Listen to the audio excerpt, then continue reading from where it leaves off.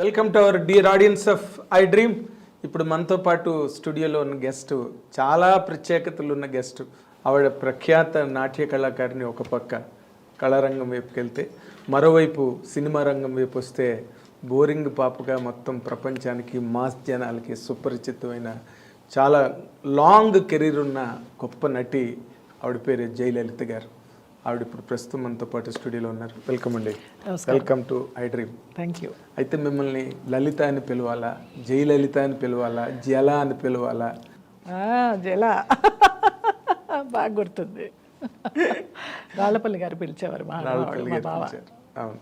జల మీరేమో బావ అని పిలిచేవారు. బావ అని పిలిచేదాన్ని. అవును. గుడ్. చాలా సంతోషంగా. చాలా గుర్తులు ఉన్నాయి మీవి నాకు. ఎందుకంటే మొట్టమొదట మీరు మెడ్రాస్లో ఉన్న టైంలో మేము ఆంధ్రజ్యోతిలో జ్యోతి చిత్రాన్ని లీడింగ్ మ్యాగజైన్లో ఫస్ట్ లేక్ ఏరియాలో మీ ఇంటికి వచ్చి నేను మిమ్మల్ని ఇంటర్వ్యూ చేశాను. అప్పటి నుంచి మీరు నాకు బాగా పరిచయం. తర్వాత హైదరాబాద్ వచ్చిన తర్వాత ఎన్ నెంబర్ ఆఫ్ షూటింగ్స్. మీరు లేని సినిమావే లేదు దాదాపు అప్పట్లో, ఒక టైం పీరియడ్లో. హైదరాబాద్ వచ్చిన తర్వాత కన్నా చెన్నైలో ఉండి హైదరాబాద్ వచ్చి చేసిన షూటింగ్స్ చాలా ఎక్కువ. అంటే టిల్ 94, 95, 96 ఆ టైం వరకు.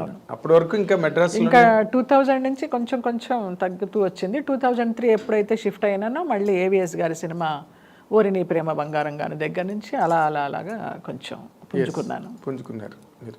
కానీ మొదట్లో మీరు ఇండస్ట్రీలోకి వచ్చిన తర్వాత మీ కెరీర్ కిక్ స్టార్ట్ అంత పవర్ఫుల్గా జరగలేదని నాకు అనిపిస్తుంది. కిక్ స్టార్ట్ పవర్ఫుల్గా జరిగే సినిమాలకే వచ్చాను, కానీ ఆ క్యారెక్టర్లన్నీ పక్కకి వెళ్ళిపోయాయి, సైడ్ లైన్ అయిపోయి ఇంకోళ్ళు వచ్చి ఆ ప్లేస్ లో చేయడం. అంటే గతంలో కూడా మనకున్న భానుమతి గారు చేయవలసిన క్యారెక్టర్ సావిత్రి గారు చేయడం, షావు గర్జానికి గారు చేయవలసిన క్యారెక్టర్ ఏమో సావిత్రి గారు దేవదాసులో చేయడం, ఇవన్నీ మనకి పరిపాటిగానే ఉన్నాయి ఇండస్ట్రీలో. కానీ చాలా నాకు యాప్ట్ అయ్యేవన్నీ అలా వచ్చి వెళ్ళిపోయినాయి. అది మరి నా దురదృష్టమా వాళ్ళ అదృష్టమా తెలీదు.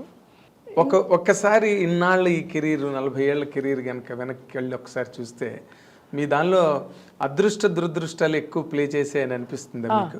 ఎస్, దురదృష్టమే ఎక్కువ ప్లే చేసింది. అవునా? అదృష్టం కంటే కూడా దురదృష్టం ఎక్కువ ప్లే చేసింది.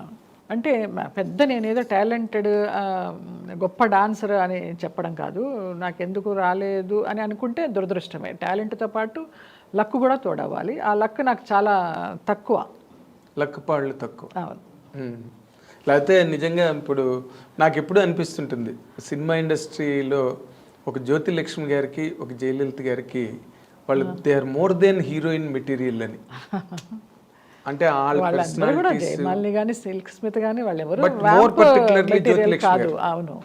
జ్యోతి లక్ష్మి గారు చాలా మ్యాగ్నెటిక్ పర్సనాలిటీ, చాలా అందగత్తే ఆవిడ. వాళ్ళందరికంటే కూడా నాకు ఎల్వి జయలక్ష్మి గారు. ఎల్వి జయలక్ష్మి గారు అది వేరు. She is a classic dancer. Dancer. ఆవిడ ఎప్పుడు అంతస్తుల సినిమాలో ఒక్క సీన్ చిన్నది కొంచెం సెక్సీగా ఉండేటట్టుగా మాస్ చేశారు. కానీ బట్ తక్కువన్నీ భరతనాట్యాలే ఆవిడ చేసినవన్నీ దాదాపు. అలా ఇష్టం నాకు. అస్సలు కొంచెం ఒక్కటి కూడా రాలేదు అలాగా. ఒక్క స్వయం కృషిలో మాత్రం లాస్ట్లో క్లైమాక్స్లో క్లాసికల్ సాంగ్. బట్ చిరంజీవి గారికి, చరణ్ రాజు గారికి ఫైట్, ఆ ఫైట్ మీదకి వెళ్తుంది కానీ ఆడియన్స్ దృష్టి నా సాంగ్ మీద పోలేదు. కానీ ఇప్పుడు ఈ గ్యాప్ ఉంది చూసారా, అంటే మీ డిజర్వింగ్ ఎబిలిటీ అండ్ జరిగింది, ఈ రెండింటికి మధ్య మీ మానసిక స్థితి ఎలా ఉండేదండి? ఎందుకంటే అవకాశాలు వచ్చేవి ఒక పక్కన జారిపోతూ, ఇంకో పక్కనేమో ఇష్టం లేనివి చేస్తూ, లేదా సూట్ కానివి చేస్తూ, ఈ రెండింటి మధ్య మీ మానసిక స్థితి? ఎందుకంటే మీరు చాలా సున్నితమైన మనిషి బేసిక్గా. అంత మెచ్యూర్డ్ కాదు మానసిక స్థితి. ఆ నలిగిపోవడాలు అవి ఏమీ తెలియదు. ఒకటే మైండ్లో పెట్టుకున్నాను, నా గురించి ఫ్యామిలీ వచ్చేసింది, వాళ్ళందరినీ బతికించాలి. సో నాకు అనుకున్న క్యారెక్టర్లు రాలేదు, పోయినాయి. వచ్చిన క్యారెక్టర్లతో తృప్తి పడుతూ చేసుకుంటూ వెళదాము. అప్పుడు నాకు ఒక అడ్వైజర్ కానీ, గాడ్ ఫాదర్ కానీ ఎవరు లేరు. కొంచెం వెయిట్ చేయమా, మంచి క్యారెక్టర్. అందరూ హీరోయిన్ మెటీరియల్ అనేవారే కానీ హీరోయిన్గా ఎవరు ఇవ్వలేదు, వ్యాంప్గానే ఇచ్చారు. సరే, ఏది ఇస్తే దాన్నే నేను సంతోషంగా స్వీకరిస్తూ చేసుకుంటూ వెళ్ళాను. కానీ ఇష్టం ఉన్నా లేకపోయినా నా అభిమానులు కూడా చాలామంది ఇంత హోమ్లీ ఫేస్, వ్యాంప్ ఎలాగిస్తారమ్మా డైరెక్టర్ గారు మీకంటే, నాకు వ్యాంప్ ఎక్స్ప్రెషన్ పలకదు, అసలు పలకదు. ఐటమ్ సాంగ్ చేసినా కూడా క్లాసికల్ మిక్స్ అవుతుంది అందులో. జనాలు ఎలా ఆదరించారో తెలియదు. మరి అది ఒక రకంగా అదృష్టమా, ఒక రకంగా దురదృష్టమా తెలియదు. మొత్తానికి అలాగా కంటిన్యూ అవుతూ వచ్చాను. అంటే మీరు ఇందాక చెప్పిన దానిలోనే మీరు సంతృప్తిగానే చేశాను అన్న మాట వెనకాతలు ఇంకో బలమైన మాట ఉంది. అంటే ఇంతమంది 14 మంది నన్ను నమ్ముకుని వచ్చారు. అసలు నాకు అర్థం కాలేదండి, ఒక ఆడపిల్ల జీవితం మీద ఒక 14 మంది డిపెండ్ అయిపోయి, అందులో అన్నదమ్ములు కూడా, ఎవరైనా ఎక్కడైనా అన్నదమ్ములు కష్టపడి ఆడపిల్లల్ని సెక్యూర్ చేస్తారు. మీ ఇంట్లో అంత రివర్స్ ఏంటండి అసలు? ఎప్పుడు నాకు అర్థం కాదు. చిన్నప్పటి నుంచి కూడా 6వ సంవత్సరం నుంచి నేను డాన్స్ ప్రోగ్రామ్స్ ఇస్తూ, నేను అక్క చాలా సిస్టర్స్ లాగా ఎర్న్ చేస్తూనే ఉన్నాము. డిగ్రీ అయిన తర్వాత ఆంధ్రనాట్యం కోసమని ఇక్కడికి వచ్చాను. ఆ ఆంధ్రనాట్యం నేర్చుకునేటప్పుడు నాన్న వచ్చి ఫ్రెండ్స్ సినిమా తీస్తున్నారు, హీరోయిన్ క్లాసికల్ డాన్సర్ కావాలని తీసుకెళ్ళడము. ఇక చిన్నప్పటి నుంచి ఆ సంపాదన తల్లిదండ్రులకి ఇవ్వడమే తెలుసు కానివ్వండి. అదే ఓకే. ఇప్పుడు ఒక స్టేజ్లో మీరు మామూలుగా క్లాసికల్ డ్యాన్సులు ప్రోగ్రాంలు గట్ట చేయడం, అది it is not a full career అప్పుడు. ఇంకా ఏదో ప్రోగ్రామ్కి వెళ్తే వాళ్ళు ఏదో ఒక రెమ్యునరేషన్ లేకపోతే గౌరవ ఆనరోరియం ఏదో, దాంతో కూడా ఫ్యామిలీ గట్టాన్ అయ్యేది.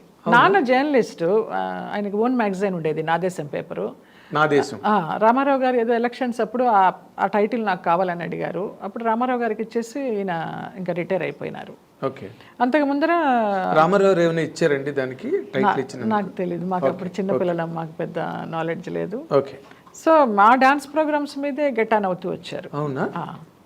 అన్నదమ్ములు మగపిల్లలు ఇంట్లో ఏ పని చేయడం? పెద్దన్నయ్యకి ఏదో ఒక 1000 రూపాయల కట్నానికి ఆశపడి, అన్నయ్యకి పియూసీ అంటారు కదా అప్పుడు 10th క్లాస్, అది అవ్వగానే పెళ్లి చేసేసారు. ఒక ఇల్లరికి పాలిలాగా అన్నయ్య వెళ్ళిపోయాడు పెద్దన్నయ్య. రెండో అన్నయ్య ఏమీ లేదు, తను బీఎస్సీ చదువుతూ అలాగే, అంత పెద్ద బాధ్యత గలవాడు కాదు. ఇంకా తప్పలేదు. మీకు ఈ పెద్ద మనసు అన్నది ఇంటి దగ్గరే ప్రారంభమైంది, చిన్నప్పటి నుంచి ఉంది. అదే అంటున్నాను. అందుకనే సినిమా ఇండస్ట్రీని మీరు కంప్లీట్గా ఇచ్చేసుకోగలిగారు, అర్థం చేసుకుని వాటిలో ఉండే ఇబ్బందులు కానీ సాధక బాధకాలన్నింటినీ అర్థం చేసుకుని గెటాన్ అవ్వగలిగారు సినిమా ఇండస్ట్రీ. అది నా గొప్పదనం అని నేను చెప్పను, ఏదో నా తల్లిదండ్రులు ఇచ్చిన జన్మ గొప్పది అనుకుంటాను, అంతే. చాలా గ్రేట్ మీరు. ఎందుకంటే ఇప్పటికీ మీరు ఏ రకమైన డిస్సాటిస్ఫాక్షను కుటుంబ సభ్యుల మీద కానీ అస్సలు ఎక్కడ లేదు కదా. ఎప్పుడు మన అనుకోవడం కనీసం తలంపుగా కూడా రాదు. నేను ఇంతవరకు తృప్తిగానే అందరికీ పెడుతూ వచ్చా, ఉన్నదానిలోనే, ఉన్నా లేకపోయినా కూడా. పెట్టాల్సి వచ్చిందే ఒక బాధ్యతగానో ఒక బర్డెన్గానో ఎప్పుడు అనుకోలేదు. పెట్టడం ఇష్టం, ఎప్పుడు ఇలా ఉండాలి, చెయ్యి ఇలా ఉండకూడదు. అదే మీకు మైనస్ పాయింట్ అయింది. అయ్యుండొచ్చు, బహుశా అయ్యుండొచ్చు కదా, అయింది కూడా. ఇప్పుడు చాలా మంది మన ఇండస్ట్రీలో కాంతారావు కానీ వాళ్ళు కాంతారావు గారికి నేనే హెల్ప్ చేశాను. నేను హెల్ప్ చేయడం స్టార్ట్ చేసిన తర్వాత చిరంజీవి గారికి, రజనీకాంత్ గారికి తెలిసి ఆయనకి FDలు వేశారు. మమత, మన కమెడియన్ మమత, ఆమెని సామాన్లన్నీ బయట పడేసి అద్దె కట్టలేదని రోడ్డు మీదకి ఏడిస్తే ఆమెకి నేను 25,000 ఇచ్చి చిరంజీవి గారికి చెప్తే ఆయన FD వేశారు దానికి. చిరంజీవి గారు ఒక గొప్ప మాట అంటారు ఎప్పుడు కూడా, నేను పాలకొల్లు నుంచి ఎవరు ఆయన అభిమానులు వస్తే అప్పుడు తీసుకెళ్ళాను, నాకు ఫోటో కావాలమ్మా చిరంజీవి గారితో అంటే, ఆయన అక్కిరాజు గారు అని చాలా పెద్ద ఆయన, మనం పాలకొల్లు వైపు షూటింగ్లకి దానికి వెళ్ళినప్పుడు లొకేషన్స్ పర్మిషన్ అది ఇచ్చేవారు. చనిపోయారు. వంశీ గారికి, పెద్ద వంశీకి చాలా దోస్తు ఆయన.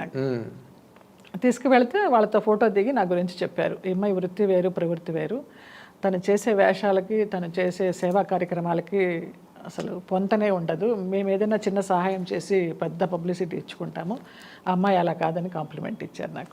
What a great compliment.